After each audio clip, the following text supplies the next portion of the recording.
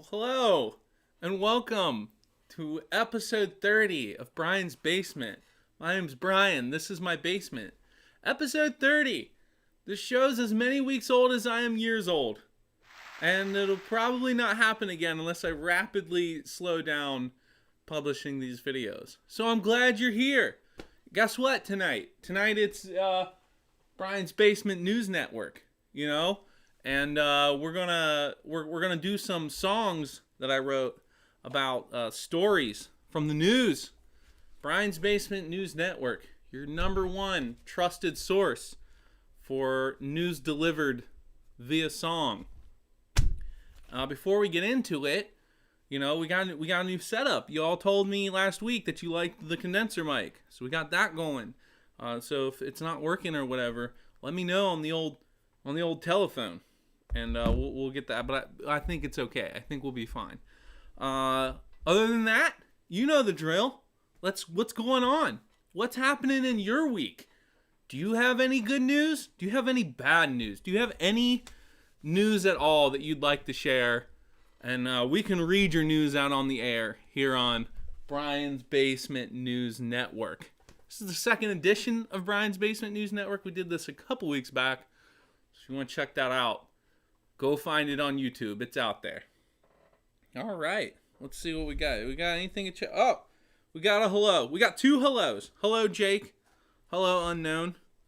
I know who you are. But that's your name. So, hey, thanks for tuning in. Well, let's get started. Let's get started with the news, everybody.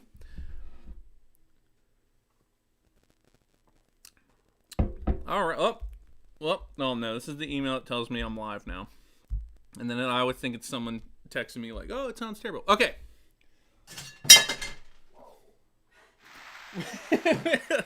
News. It's time for the news. All right. Our first story. Breaking news. Our top story. It's not really breaking. It's a couple days now. We're going to start kicking off some tech news, okay? This big story. Twitter and Facebook. Action over Joe Biden article reignites bias claims. This was pulled from BBC.com. All right.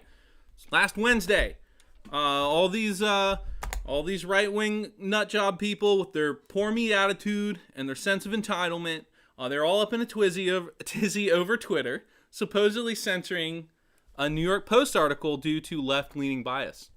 But reality, the article contained a bunch of hacked material and personal information, which is strictly against Twitter's terms of use. So it had nothing to do with the content of the article. It had to do with it had a bunch of personal information and hacked data, which they do not allow on the platform.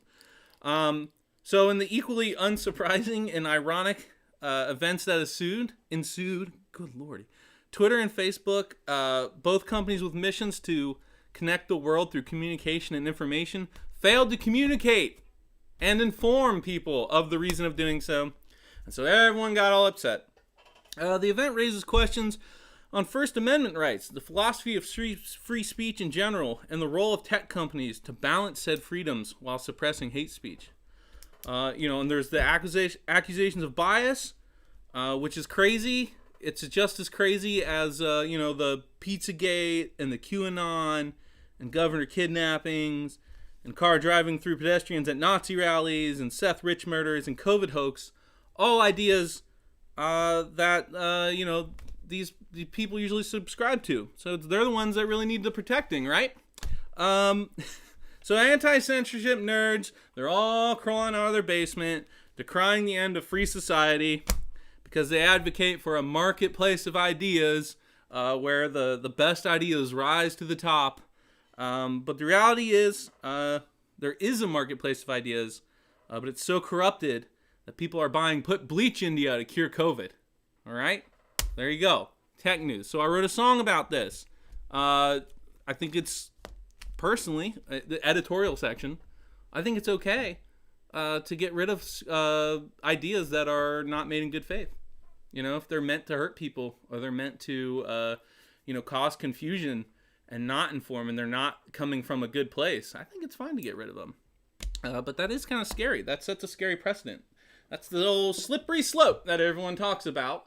And so that's kind of, but I think at times like these, drastic times call for drastic measures.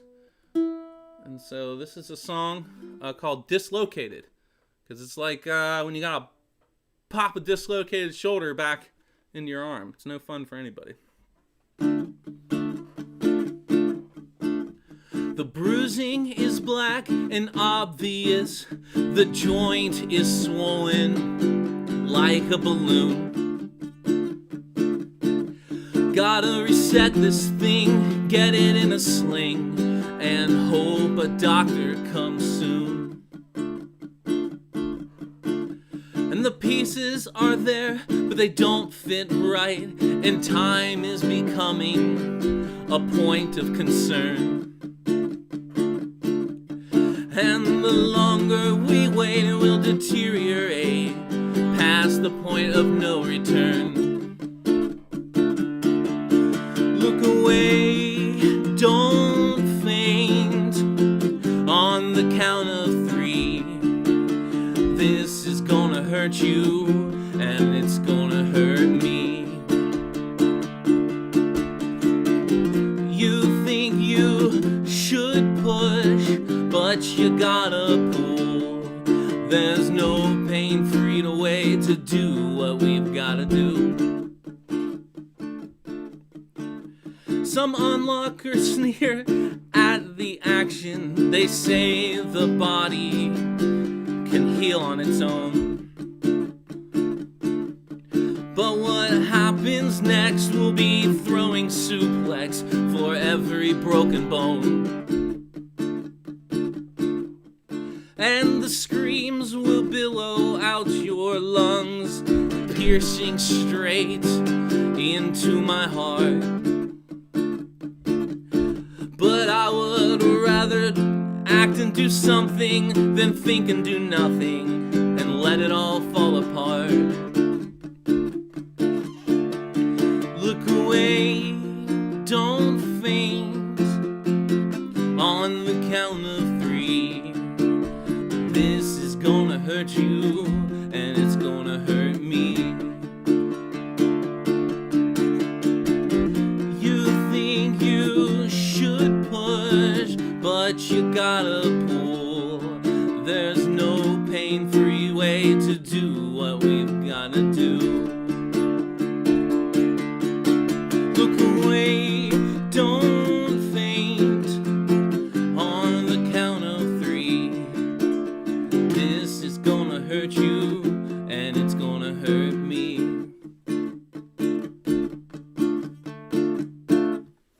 Alright, that song's called Dislocated. Tech news from the basement. Got a case of the tongue-tieds today. We're gonna try to get through it. A little beer will help loosen up the old mouth. All right, let's see what we got. I got this really fancy desk with this little. Oh, we got some more stuff. We got. Oh no. Bad news. We got bad news from the comment section.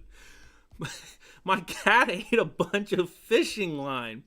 Thinks he's a fish apparently. That is terrible. That is not going to be fun for you. It's probably not fun now, and it's definitely not going to be fun later. That is very bad news. It's very strange. I don't know why a cat would do it. Does fishing line taste good? I don't think so.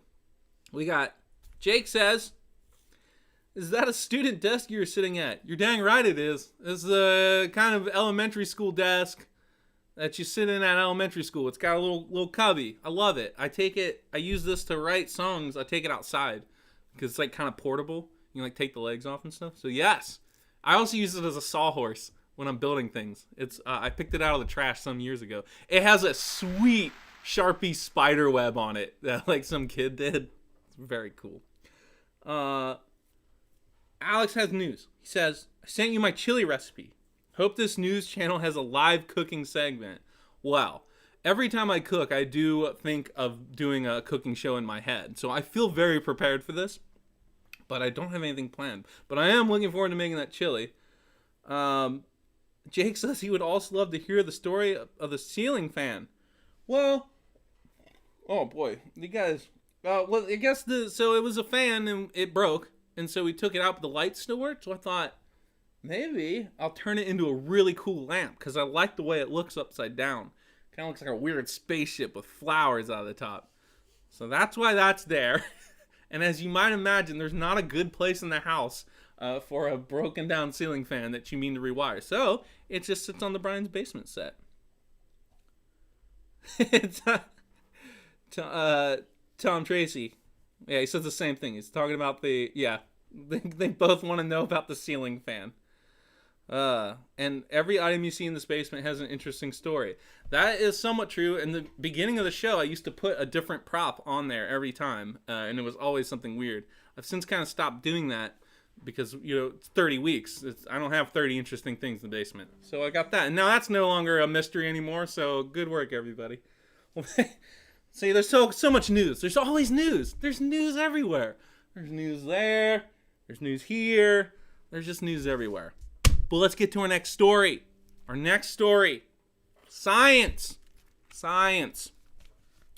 This one comes from NPR.org. Tobacco plants contribute key ingredient for COVID-19 vaccine.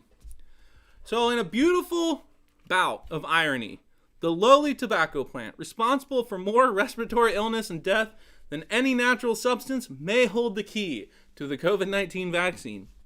Two companies, one in Kentucky, what up, and the other in Canada. I don't have my hat on. I wore my Canada hat all day. Other in Canada, we're using a protein extracted from the plants infected by a bacteria. They're called biofactories, which sources say is a very cool word. Another process then creates a particle to package that protein, and then they mash them together somehow, and then they stick it in your body. And it's supposed to it fools the body to make antibodies that can also fight COVID, despite being harmless itself. And the method has some good advantages, like it doesn't have to be kept cold. Apparently, all these other vaccines have to be kept cold, so they don't know how they're going to distribute it.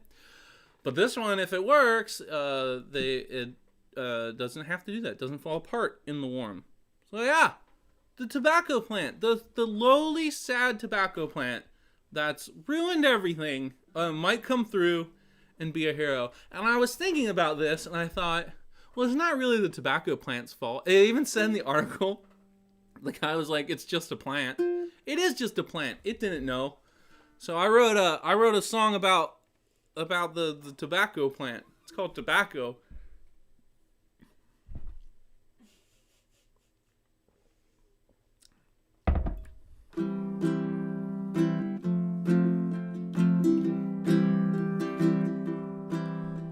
You know that we all love an underdog story of finding something you didn't know was inside, deep down within you in microscopic quantities, to save the world in the nick of time. You know that we all love a tale of redemption, a dark past, a secret, a character flaw. But our judgment is just a misconception, and you turn around and prove us all wrong. You can be a superhero or a walk-off home run, or you can be a tobacco plant in the hot Kentucky sun. Yeah, we've all got a story. Yeah, we've all got a story. Everyone. You know that we all love a happy ending, where every tunnel ends in a light, when the bad guys are gone and the doom is done impending.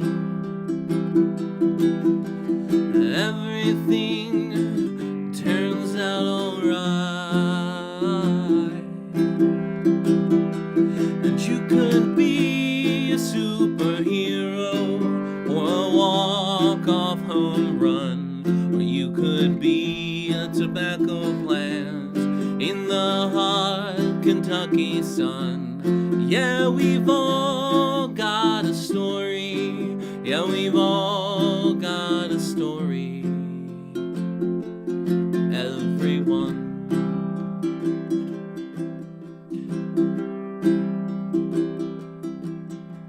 You know, we all love a story of hope, of saving grace and miracle cures, for the times when we don't think that we can cope. But it's good to have a story like yours.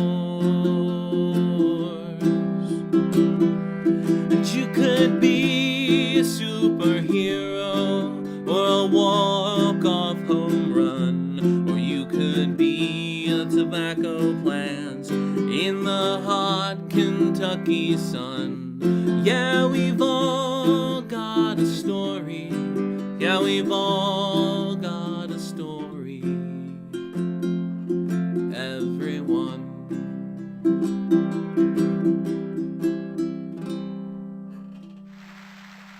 Tobacco song. That's what that is.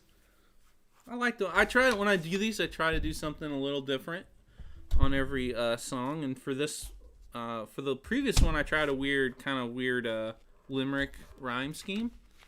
On this one, I don't remember what I did on this one. I don't know why I brought that up then. I don't know. But I didn't like it at all, and then I read a chorus, and I was like, this is fun. This is nice. Okay. Oh yeah, we got the flip one. There's one that's on the back of another one. Let's check the comments. We love checking the comments. Oh, there's lots of comments. Oh boy. No, there's not. I already read all these. What? Alex says Warren called this in Brian's Basement week 1. Yes, this was the very first week we did the call-in section, and Warren called in and said that tobacco was going to save people from COVID because of the smoke and the heat.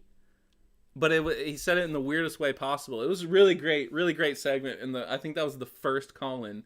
So that's pretty funny if you want to check that out. Jake says, I got to experience Brian's cooking show when I used to work with him. Taught me how to make an awesome soup. Oh yeah, so I like to cook soup during meetings that I'm not really involved in.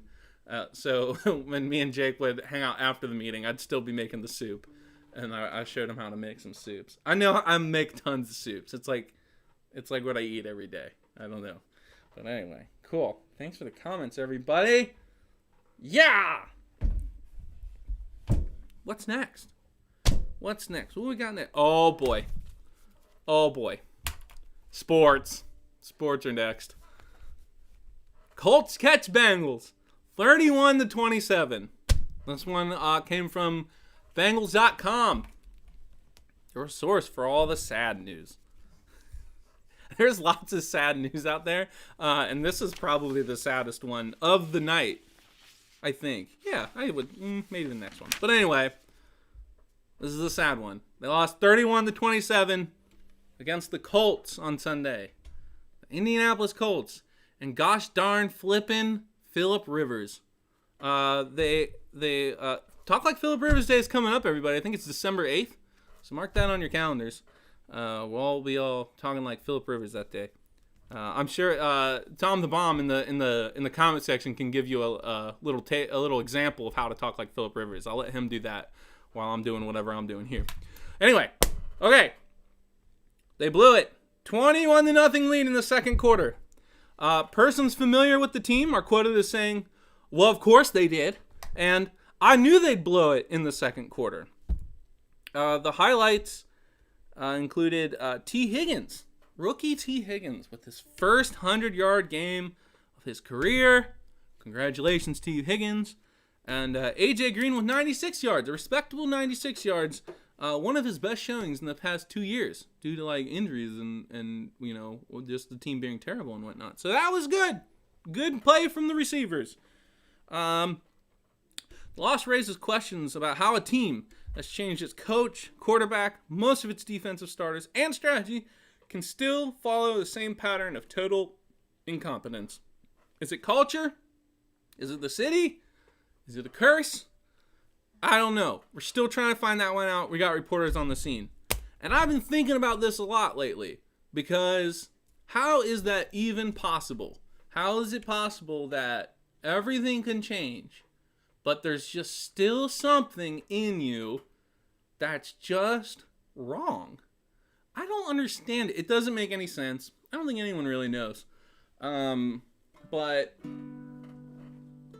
anyway, I started thinking, I wonder how many things that I could try to change and just still be just not changed at all. So this is a song like that. This one doesn't have a title. We'll call it Football Team. The song's called Football Team.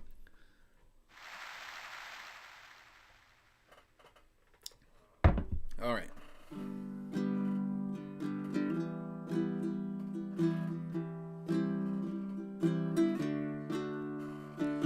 I don't want to be a football team followed by everyone in town, and they'd root for me on the weekend, and on Monday they'd all be let down. I don't want to be a football team changing coaches and players and plays, but no matter what changes I make, it doesn't change the outcome of the game.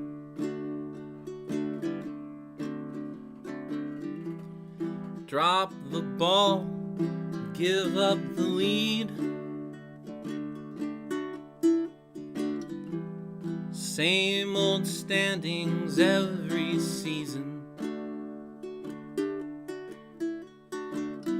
Changed everything about my strategy, and I still don't know the reason.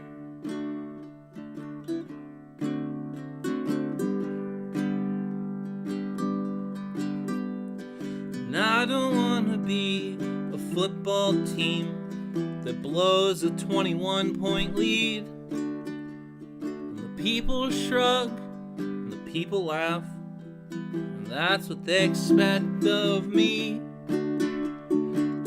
I want to be a football team that wins a game or two and surprises the fans every now and then, 'cause I didn't find a way to lose. Maybe someday soon. Football Team, that's what that song's called. All right. We're just cracking along. Got five. That's three songs. I've got five. I wrote five. We can do whatever. Whatever. We got one here. Oh, we got more comments. What does Talk Like Philip Rivers mean? Okay. Talk Like Philip Rivers Day is on Philip Rivers' birthday every year. And Philip Rivers is a football player that, on paper, like looking at a stat sheet, this guy is just like, could be my favorite football player. He never misses a game. He's got this weird noodle arm delivery, and he kind of throws it short and accurate. And he's good, but he played on a bad team for like his entire career. His entire career pissed away. And he's just, he's just a grinder. And I'm just like, if I look at this guy's stat sheet, Philip Rivers is the best. But this guy, the things that apparently this guy is as a person makes me think he'd be my least favorite person in the world. He's got like 9 kids. He wears bolo ties, but he's not from Texas. And he doesn't and he famously never cusses. Never. So he'll be in a But he also famously is one of the more whiny players in the NFL. So he just like goes up to refs like, like, what are you talking about, ref? You gotta get your head out of the heinies. We're getting our butts kicked all around out here. Just like stuff like that. He just seems horrible. So every year on December 8th, which I believe is his birthday, it's either the 8th or the 10th, me and old Tom the Bomb, we do Talk Like Philip Rivers Day. We just talk like that all day. Oh, we finally got one. Corn Dog it, yeah. See, Tom is way better than I am. Corn Dog it, Brian. Flabby Gabby. Don't volunteer me to make gosh darn comments on your web show. Get your head out of your hiney. Yeah, so there it is. That's Talk Like Philip Rivers Day. So get ready for that. I hope and I pray that Talk Like Philip Rivers Day is on a Tuesday this year, so we can do the whole show like that. Corn Dog it. All right. Moving on.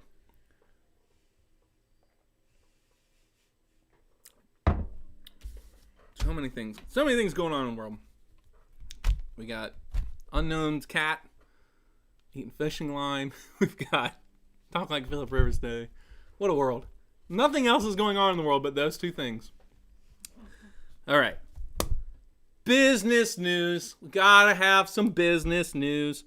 This article is called The End of Oil? Battle lines drawn as industry grapples with energy's future. And this one was pulled from NPR.org. Oil is facing an existential crisis, the article begins, meaning I have more in common with oil than I thought. But it's true. The industry is split about how to proceed in terms of its long-term strategy. As the COVID-19 pandemic has crashed the economy, and with it the price of oil, no one knows what to do. Everyone's in chaos. One side is a global advisory group called International Energy Agency, which is definitely not evil, calling for world governments to lessen their reliance on oil and gas. And the other side is OPEC, also definitely not evil, who is betting that climate correction efforts will fail. Ever vigilant to destroy the planet and the people who live here, they also are leaning on developing nations to pick up the slack on consumption. The poor energy companies, they're hurting out there. Shell and BP slashing 10 to 15% of their workforce. And both have been transitioning to renewables, whereas ExxonMobil has allied with OPEC. So the battle lines are drawn. What are we going to do? We got a choice. And so I read this book, and I'm gonna get it out now because it was my prop for the next song, but I broke the story too fast. But this is a book called The Long Descent, and this book is a lot about oil. I actually don't know if I really believe the oil part of it, but there's a lot of other good stuff in here, and we'll talk about that for the next song. It basically talks about how our consumption is like an addiction to the oil. And so I thought with this whole event being based on the COVID stuff, I thought I would just compare the oil stuff to a disease. So this song is called Blood Oil. Oh boy, this desk. So useful, so good. Look at there it is.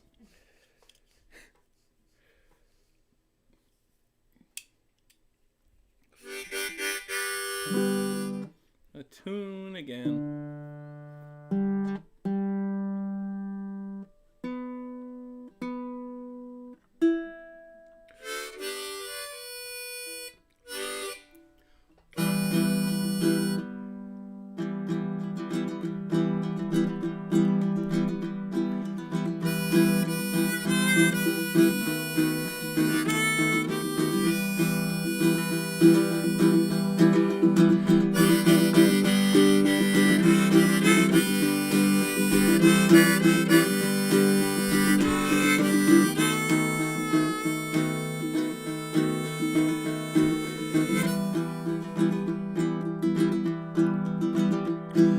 Writings on the wall, but nobody reads. Trade the long-term prognosis for short-term greed. Yeah, pick your battles and pick them well. Trenches on foreign soil. Claim the cancer is a skirmish to be won. Market forces, blood oil.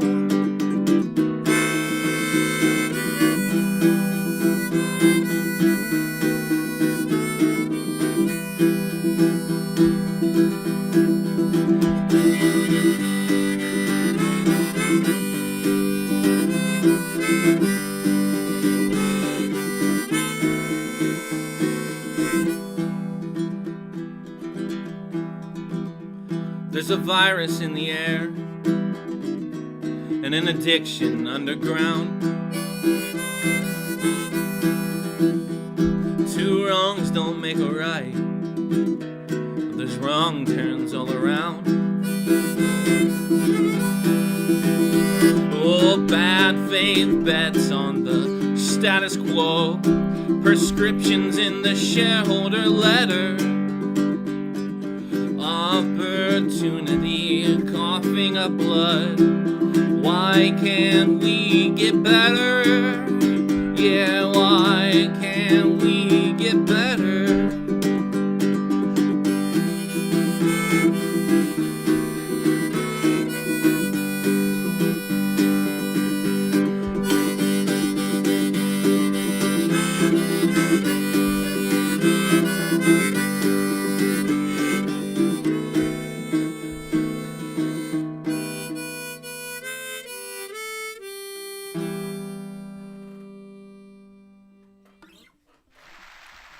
There you have it. Song about oil. Neato, gang. All right. Don't need that anymore. Okay. So let's see what's going on. Oh, look at all the clappy hands. How about that? Oh, thanks for all the clappy hands, everybody. We got... It says December 8th is a Tuesday. Wow. I know what we're doing for that one. Yeah, really, Jake and old Tom the Bomb, they're on the same page. You guys should have a listening party. You should hang out. I can't wait till we can all hang out. We can do this every Tuesday, but everyone just come down here. All of us watching right now, we can just all sit and watch me play the stupid songs I wrote on our Tuesdays once things are happening again. How about that, everybody? You've locked yourself in. Well, let's see. Where are we at? Oh, okay. This one's a little different. Uh-oh. I found him. I'm a good news anchor. Make the papers straight. I shuffle them around. I write things. This was an interesting one. So, these other stories were pretty new, like the past week or so. This one actually came from August, but I really liked it. It really spoke to a lot of the themes that I've thought about in the past and continue to think about. And so I thought, well, we're going to do it. Anyway, this is from August. It was actually an audio story from our local NPR station here in the old Kaintuck and Cincinnati tri-state area, WVXU.org. And I was looking for local news, because I like to do one segment on local news. And there's like a section in local for history. I was like, history's not news. History's old. News is new. But I clicked on it anyway. And the first thing was from August. And it was about a UC research team, University of Cincinnati research team. And they came up with a new theory about the demise of the ancient Mayan city of Tikal.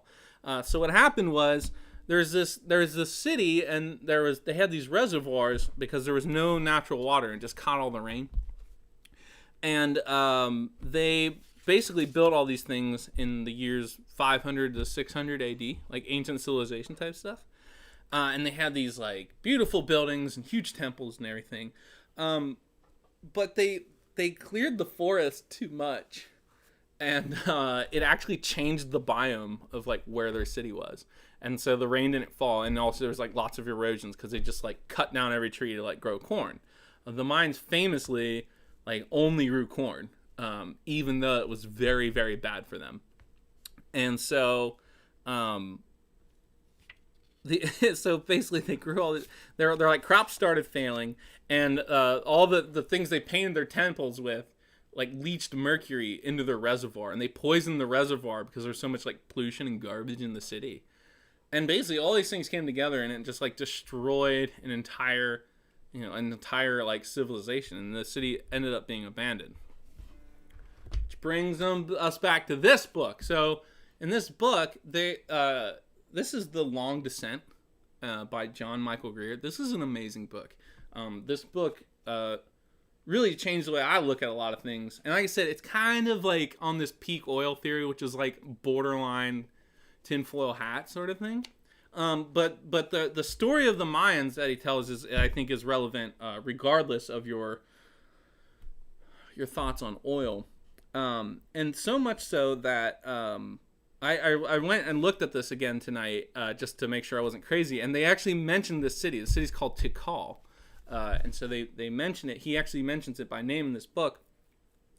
And with this, I've told this to Alex, and one of the third Sweaty Toilets album, viewers of the show will know Sweaty Toilets is a punk band and a side project, is called The New Mayans, based on this idea that like decline, the purpose of the book is that decline doesn't happen all at once. It's not a cataclysmic event. It's a series of setbacks that you get less and less recovery from every time, and over a course of 200 years or whatever, you're like, well, what happened? Why is my city deserted? So that's props for tonight. Yay, props. Everyone loves props. All right. And yeah, so I was like, you know what? I love this Mayan stuff. It's from, University of Cincinnati. I thought that was cool. And so I wrote a story song. Good old-fashioned story song. Haven't done that in a while. So this is called Tikal. And I'm pretty happy the way this one turned out. Fun fact. I kick it off with, let me tell you a story. Because I read this thing a long time ago about the Beatles song Girl. It starts with, is there anybody going to listen to my story? And that was like, that sets up like the campfire narrator feel.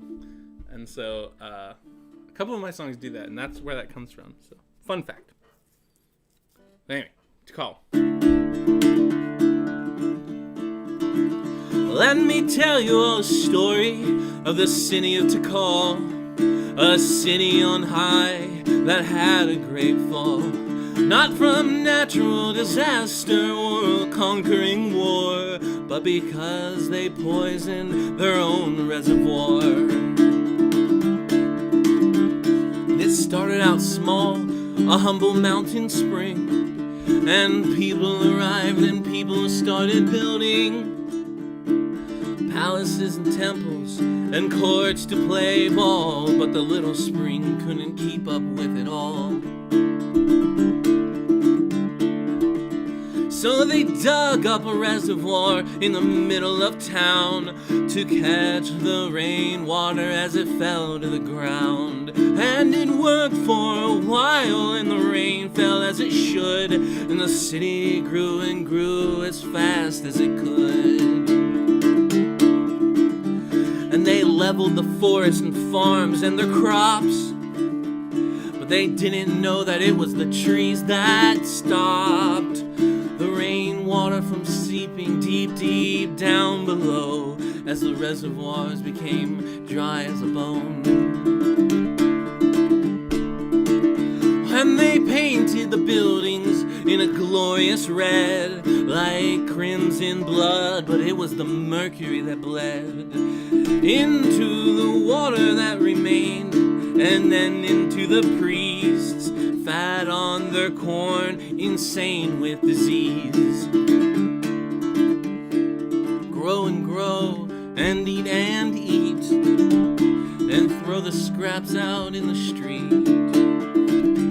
And on God's grace, with the now rare rain, cyanobacteria swirling the drain.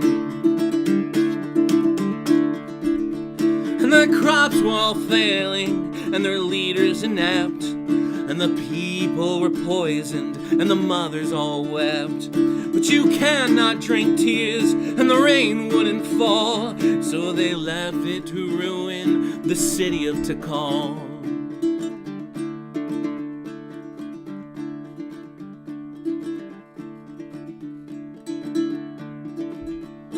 So why did I spin you this sad little yarn about rainfall and ruins and algae and farms? There are many lessons from this tragedy, but in the interest of time, I'll leave you with 3. And the first is that it didn't happen all at the same time. It took years to reach this state of decline. No cataclysmic event to seal their fates, but just recovering less each setback and each day. And the second one is related to the first, that good leaders can fix what bad leaders made worse. But bad after bad is a tough force to repel, and good leaders don't come when you poison the well. And the third is that they had to know that something wasn't right when the rain stopped falling and the priests lost their mind. Green slime in the water and the food was all gone, but they couldn't correct the course that they were on.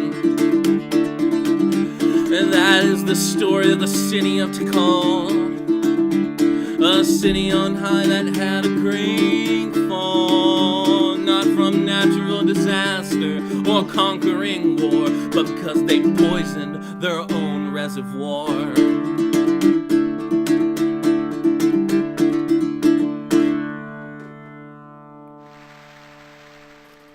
All right. Well, everybody, let's see what's in the comments. That's all I think I got for you tonight in the old news department. I hope that there's other news going on up here. We got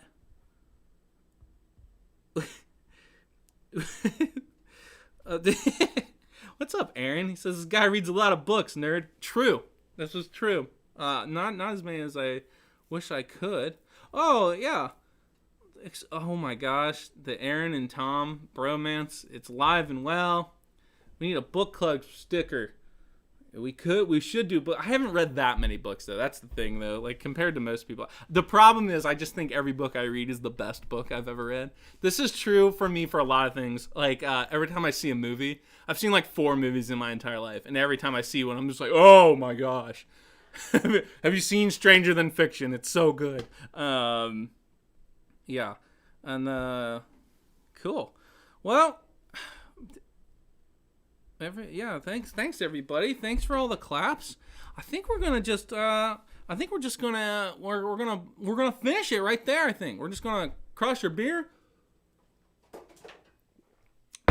and I think we're just gonna call it a night. A little early, get a little time back. How often does that happen in the news? No, most news programs, they go all the way to the hour. Not here. No. You have to go about your life now. So anyway, thanks everyone for tuning in and watching. Love to see the friendly faces. And give Kim a raise. I totally agree. She's getting at least 4 Brian's Basement bucks tonight. So again, thanks for everybody for tuning in and for telling me your news in the chat. I like to know. And as always, stay safe out there. try to do something nice and try to do something fun for yourself. And we'll be back next week with episode 31 of Brian's Basement. Signing off from Brian's Basement News Network, I'm Brian. Peace.